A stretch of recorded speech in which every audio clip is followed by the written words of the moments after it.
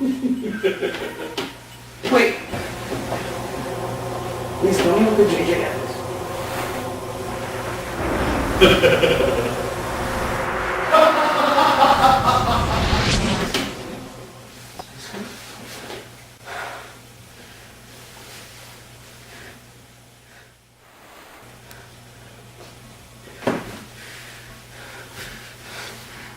I know it was real. I send you what I saw. You decide.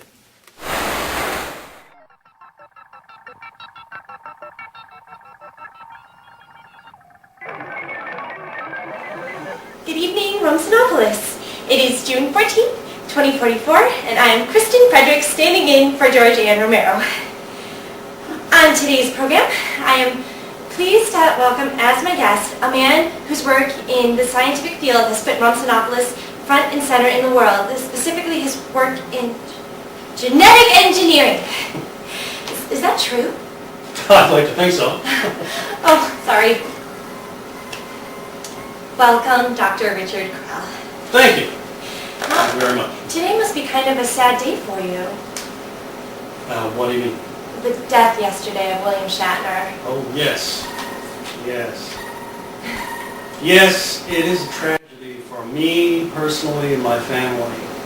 He was a very important man to us. How so?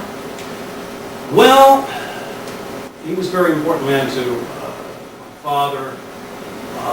He raised us on Captain Kirk and his ideology. He was a great Oscar-winning actor. Well, he lived to quite an old age. What was he, 113 when he passed away? Yes, he was the last living cast member. He inspired generations of scientists and biogeneticists. And I understand you have a certain family tradition related to him. Yes. I do confess, every year at Halloween I dress as Captain Kirk. In fact, I have a picture. Yeah.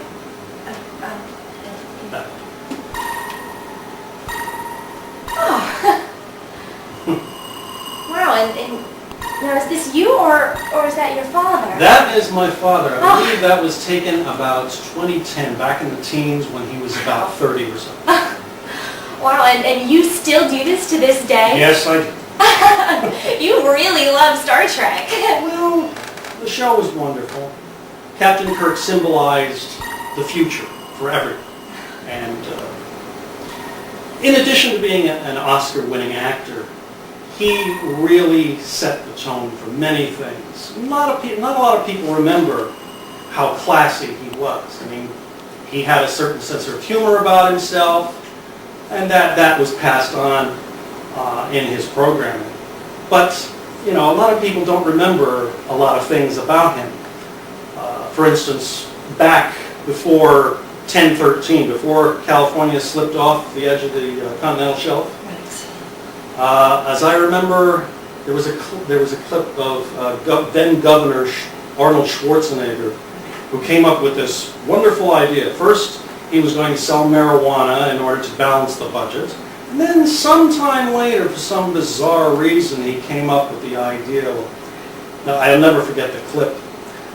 He said, we're going to make a movie, and everybody's going to contribute $25 and come to see this wonderful movie. I'm going to get all of Hollywood in it, and I got Elizabeth Taylor and all these other people, and we got James Cameron to direct it, and everybody's going to come in and strip down completely naked and say, hey California, look at my junk. Yeah, they really did that. And you know, he thought it was going to balance their budget. He thought it was going to save the state. And he said, anybody who doesn't do the movie, big mistake. You will be very uncool in my eyes and you will never work in this town again. But, of course, when they eventually had to ask William Shatner, he said, well, I don't think I'll do that.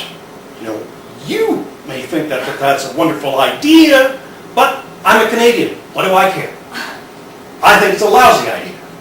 You can do that, but I'm not going to.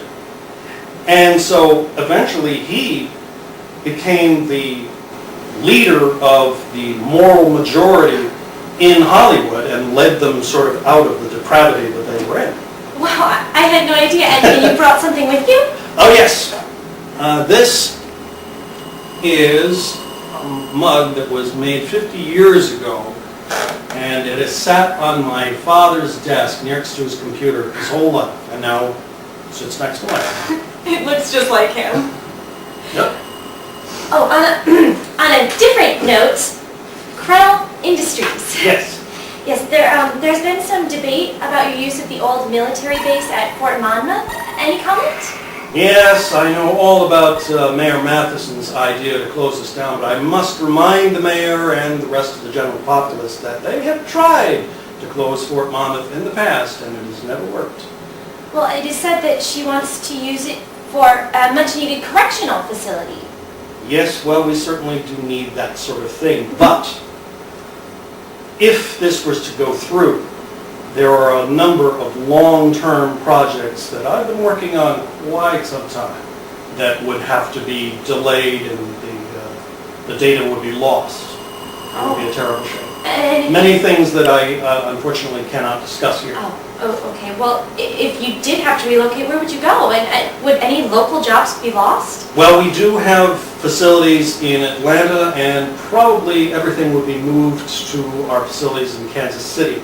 However, that would mean the loss of 2,100 local jobs, which would be a real shame. Now, as the manager, I would make sure that all of our employees are taken care of. They would be either transferred to Kansas City or compensated in some manner, because we are a family. We work together.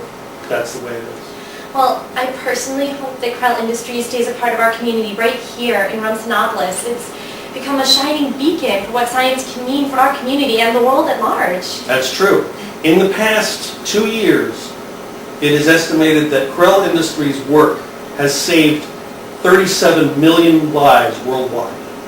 Wow, that's incredible. We are the leader in fighting disease, in regenerative biogenetics, and in disease control.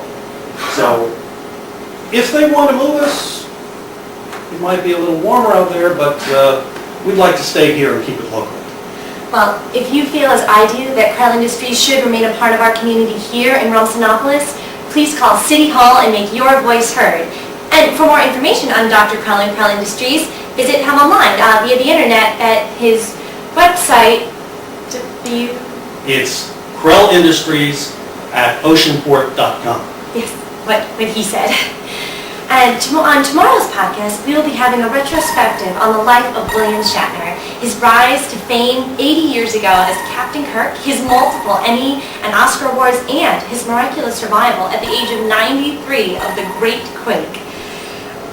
See you on tomorrow's podcast. This is Kristen Frederick signing off, and until then, live long and prosper, Rumsinopolis!